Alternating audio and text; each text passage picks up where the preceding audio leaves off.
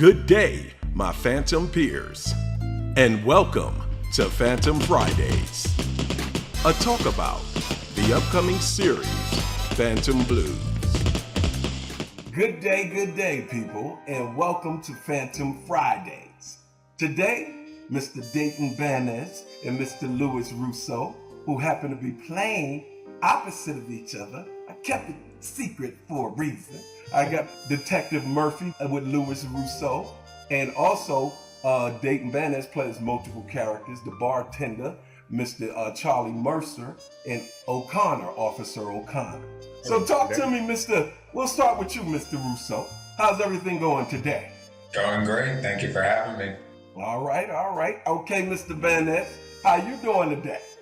Doing good. Thank you for having me as well. This is had no idea Louis was in this, so big surprise hopping on here. Very cool. All right. So you know what? No, go ahead. What were you saying, Louis? No, I said likewise. Okay. Yes, pleasant surprise. It's like we finally meeting after almost 20 years of playing in the football league. But nevertheless, I'll hop right into these questions. The first question is this: what aspects of this project excites or challenges you the most? I would say I've never done voiceover work before, so this is my first time doing anything like this. So when you reached out asking to see if I was interested, I definitely was. So it was a bit of a challenge for me, not doing anything like this before, never played a character before. So I was up for the challenge, and I'll be honest, it was a little nerve-wracking, stressful, but I was excited for the opportunity, and hopefully you like what I did. What I really liked what you did, I texted you and told you that I was very impressed with the 3 takes. You gave me 3 takes, and I love that, And I like what you did. You know what I'm saying? We're going to see what you do with Mr. O'Connor. Okay? We're going to see what you do with the officer. Okay? But nevertheless, Mr. Lewis, your turn. I share a lot of the same sentiment as Dayton, with it being my first time doing voiceover.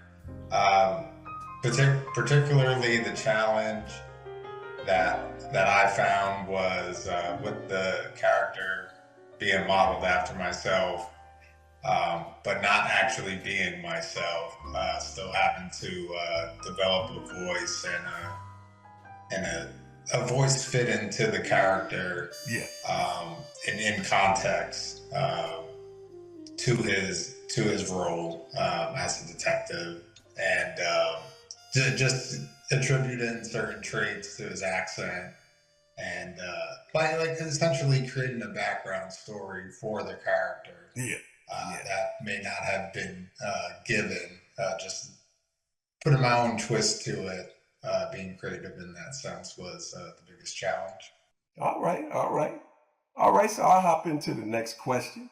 And the next question is, how do you connect with the character or script on a personal level?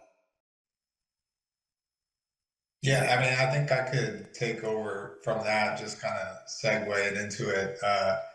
With developing a background for the character culturally, leaning a little bit more towards a Italian American type accent and type background, just going along with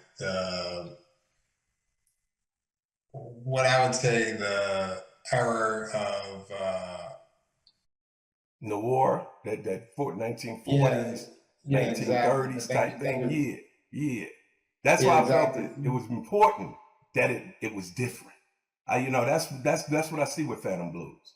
It's different, and plus, the fact you're from Jersey, that definitely helps. Yeah, exactly. So resonated. Just kind of putting the character during that time period, and just sharing the connection with him in terms of my family growing up in the tri-state area, New Jersey specifically. I have a lot of older relatives, grandparents that you can pull from. Yeah, you can pull from. Exactly. All right, Dayton, how about you? How do you? A little different on my side, I would say. I think I haven't done the O'Connor lines yet, or have gone through his perspective. So I'm excited to read more about him and kind of put my own spin on maybe a little background story, like Lewis alluded to Okay. with him. I know you said that maybe an accent to throw in there. Yeah. Surprise me. Surprise me. You know? A little Sean Connery. I don't know exactly what I'm going to be doing, but I got to start practicing and rehearsing here. And then the bartender wise, a couple lines that I had, and I would say that this is again all new, adjusting on the fly. So it's kind of reading and learning a little bit more, studying a couple things here and there. Again, I'll admit, first time going in, doing everything. So I'm kind of just learning as I go, sort of say, getting tips from you, taking advice from you on how to attack and bring backstories or create my own, like Lewis said, and like what you told me when you gave me this opportunity. So I'm just taking it one step at a time. But I think with this O'Connor character, I think I'm going to have maybe a little bit more range to put my spin maybe on something. Okay. Like you did with the bartender, man. And give me multiple takes. It's fly. Yep. It's fly. Okay, so I'm gonna move on to question number 3 here. Are there any particular vocal techniques or styles you've had to adapt to for this role? Again, I think kind of back what we talked about. I've been in radio for about 10 years, so talking. Okay. Public speaking, or just talking in general and interacting with other people, either behind a mic or not, like really on camera, sort of say, since you're behind a mic and through the radio, not on TV or visually, as this being voiceover work, that kind of goes hand in hand, I would say, sort of. Oh yeah, that's what made me think of you, was the DJ, the radio DJing thing you was doing. I was like, there's no way he don't know how to do the fly public type speaking fly stuff. So I'm like, you know what? I'm not just going to send him one thing. I don't want to get cocky either. And here it is. Take it or leave it. Thought, take a few. Because again, I 100% transparency, was nervous, going through. So like, here's 3 things. And whatever, you're the pro, you're the professional. You do this for a living. Whatever you think is best, I'm sure you pick the right one. So I feel like, though, going back, doubling back here with the radio aspect of it, I feel like kind of helped me kind of gain a little traction going into it. All right. And Lewis? Yeah. Do you remember the question? Yeah. All right, we're going to go into the 4th question here. How does this project compare to other platforms of entertainment you've worked on in terms of creative fulfillment? Like, difference between... I'll take over. Okay. Thank you. I think it was very creatively fulfilling for me, doing more analytic work in my personal life, and projects related to that typically don't have a large degree of like a creative outlet, so to say. So this was one of the moments that I got to be purely creative. In the truest sense, and I think it was just awesome experience all around. All right, Mr. Banez? I think going back to the radio perspective of it too, I feel like it goes similar to that, but also entertainment wise, played video games a lot throughout my life, as you both know, and it kind of reminds me of the visuals and everything of the game Borderlands. And that was one of my favorite games growing up. So seeing that and kind of being a part of something so cool, to where you're a character inside of this is this world, sort of say, is really cool to have the opportunity to be. I think anybody who have an opportunity to be in a video game or a movie as a voiceover, as a character, would jump at the opportunity to be in it, because you can put your spin on it and do what you want to do. So I feel entertainment wise and different terms of creative fulfillment, I think being creative and putting your own spin on a character like this is something that I'm excited for. Yeah, very fulfilling. They're very fulfilling. All right, peeps. Last question. What kind of direction or feedback helps you perform best? Be honest. Just, I think especially being somebody new into this field, you don't know everything. Don't come in cocky. You don't know what you're doing, to be honest. So take all the feedback from yourself or anybody else who's been doing this for a very long time. And I think constructive criticism is best if you want to be probably in this business or successful as you have been for so long. You're going to have to take criticism and feedback to how you can be better, and just take it and roll with it. Roll with it, exactly. Yeah. Mr. Russo? I definitely agree with Dayton. I probably can't expand too much upon it, but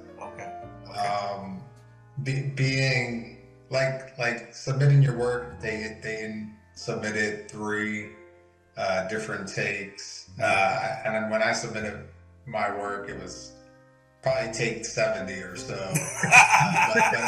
but I gave you the option. I just made sure to make it clear if there's any variation to what I've submitted. Let me know, and I could go in there and redo it. So definitely in terms of feedback, I mean, I'm glad that you like the submission that I sent. Definitely. For it. Definitely. Well, but guys, if there was anything sorry for cutting you off. If there was anything that, as we continue on with the process, ever back and forth that you need adjustments. Yes, I'll definitely hit you up. If there's something that I feel is not working, okay? Because, I love to get the vocals first. Then I can animate around them, give the characters expression and all that. Yeah, that actually reminded me, going back to one of the earlier questions that you had about challenges. I think it was also a little bit challenging doing the vocals isolated within themselves. So it's like I'm having a conversation, but I don't have the... Just showing you the lines. Just showing you the lines of the conversation and letting you... give me what you got. That's what I'm saying. I can't wait to put you two together. It's gonna be great. I'll be honest. I had my wife read the other lines. So okay. You said go into a closet, no echoing and everything. So we went into a closet, just the 2 of us. Yeah. Bring it back to little high school days and everything. But we were just practicing lines and I was like, let's just roll through it. So those weren't my first 3 takes. Definitely a lot more takes going through it that I sent, and I just went through them all that I recorded. And I was like, it's tough. It's tough for your first time doing it, and you have nobody to bounce it off of or talk. You're just talking to yourself, pretty much. You're talking to yourself, or just you're putting up pictures of somebody up on the wall, so pretend you're talking to them. And it was difficult, but it was a fun challenge for sure. All right, well, guys, I'm very happy we're working on this because I always wanted to work with y'all, include y'all in something that I'm doing. You know what I'm saying? I've been on y'all for a long time, y'all. And this feels really good. This is right. When it feels right, you got to roll with it. And for sure, I'll be getting y'all some gear, some Phantom Blues gear, okay? And, dudes, it's been great, man. All right, until next time, I'll talk to y'all later. Thank you. All right. Thank you. See you in 2 weeks. Same Phantom time. Same Phantom channel for the next episode of Phantom Fridays.